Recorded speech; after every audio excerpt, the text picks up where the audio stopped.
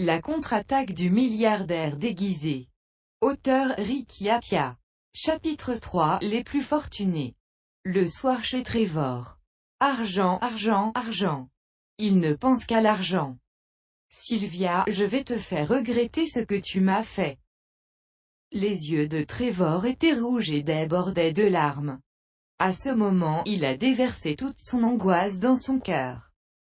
Tout à coup, son téléphone a sonné, interrompant ses pleurs.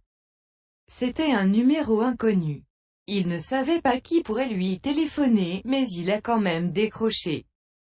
Trevor, écoute bien. Tu vas fêter ton 19e anniversaire dans quelques jours. Je ne peux plus te cacher la vérité. Notre famille n'est pas aussi pauvre qu'elle en a l'air. Nous sommes en réalité riches et puissants. Nous ne t'avons pas dit la vérité car il y a une règle dans notre famille selon laquelle les enfants doivent vivre une vie pauvre avant d'atteindre 19 ans. Mais à vrai dire, notre famille est impliquée dans différents types d'industries tout autour du globe.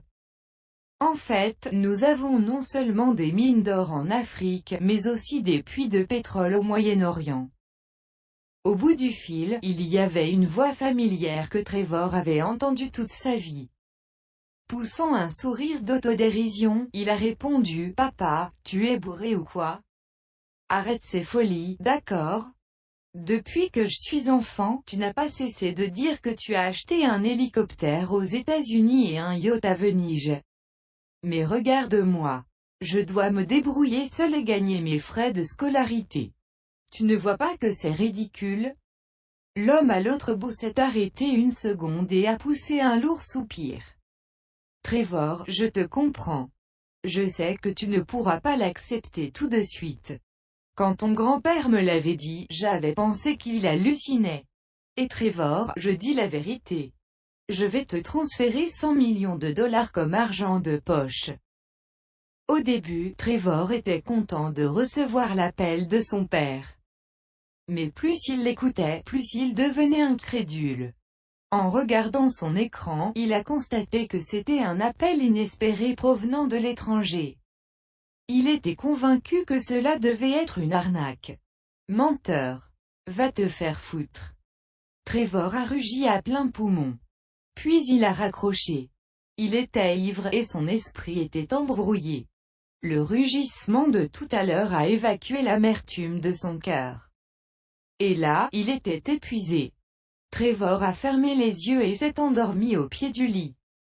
Au petit matin, il a eu l'impression qu'on lui fendait la tête. Il s'est massé les tempes palpitantes puis s'est lentement relevé. Pendant la nuit dernière, il a rêvé que son père l'avait appelé et lui confessait que leur famille était en fait riche. J'ai dû perdre la tête. Je ne suis qu'un pauvre étudiant. Comment pourrais-je même rêver d'être riche?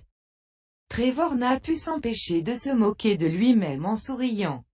Et jusqu'à présent, ses yeux étaient encore pleins d'amertume. Il a pris son téléphone et a vu qu'il avait un message non lu. Le solde de votre compte bancaire est de 100 millions et 3,56 $. En voyant 100 millions de dollars sur son compte en banque, Trevor a été stupéfait. Tout d'un coup, ses yeux se sont élargis sous le choc. C'était bien réel. En effet, il y avait 100 millions de dollars sur son compte en banque. Trevor s'est empressé de composer un numéro. Papa? A-t-il demandé prudemment à l'instant où l'on a répondu à l'appel. Fils, es-tu enfin sobre? La nuit dernière, je t'ai appelé et j'ai remarqué que quelque chose n'allait pas chez toi. Bref, je vais au Moyen-Orient pour inspecter l'exploitation du nouveau puits de pétrole. On pourra en reparler quand je reviendrai. Papa, tu es sérieux? Dis-moi.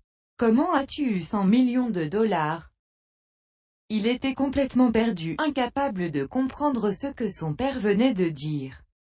Il avait grandi dans un environnement miteux. Et maintenant, il est devenu un des plus fortunés.